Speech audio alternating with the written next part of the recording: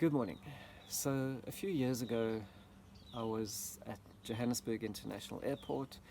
Being from Cape Town, I don't know Gauteng as well as I would like to, but I had a map, no GPS, but at the airport I looked at my map, figured out where I was and where I needed to get to, and off I drove.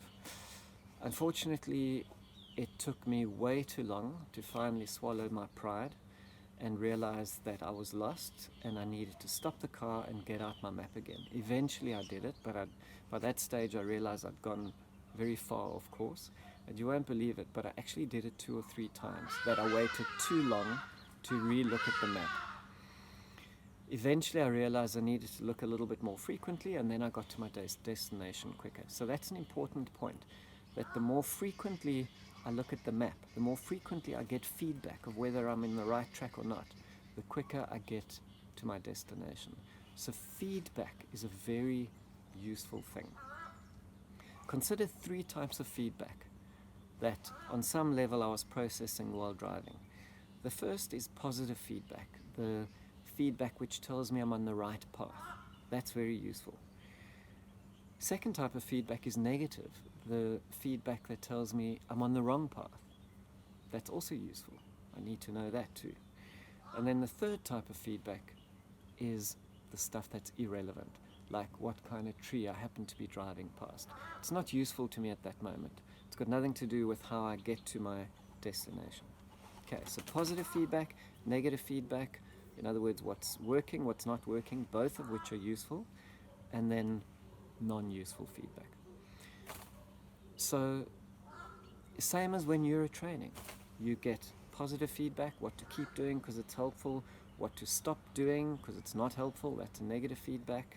Both of those two are useful, and then there's non-useful stuff, which ideally you just don't pay any attention to. So where does criticism come into all of this? Criticism, interestingly enough, is simply something in our heads. It's a label that we can choose to apply to an incoming feedback or not. So if someone says something to me, I have a choice. I can interpret that as a criticism or not. My recommendation to you is don't ever label anything as a criticism. The actual truth is you don't know what that person's true intention was.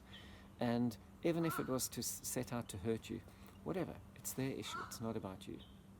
So don't ever label anything as a criticism. If it's not useful, just let it go past you. In short, open yourself to feedback. It's very helpful. The more feedback, the quicker you get your goal. But stop when feedback comes in and process. Stop and process. Is this useful or is it not useful? If it's useful because it tells you what to do or what not to do, say thank you. If it's not useful, let it go. Don't waste your time and energy, just move on. And if you're not sure of whether it might be useful, well then ask for more information. At absolute worst case scenario, the person who's giving you the feedback will feel listened to, and even if their intention was in fact to just be nasty, well, they're going to be caught off guard. Anyway, have a great day and I'll see you tomorrow.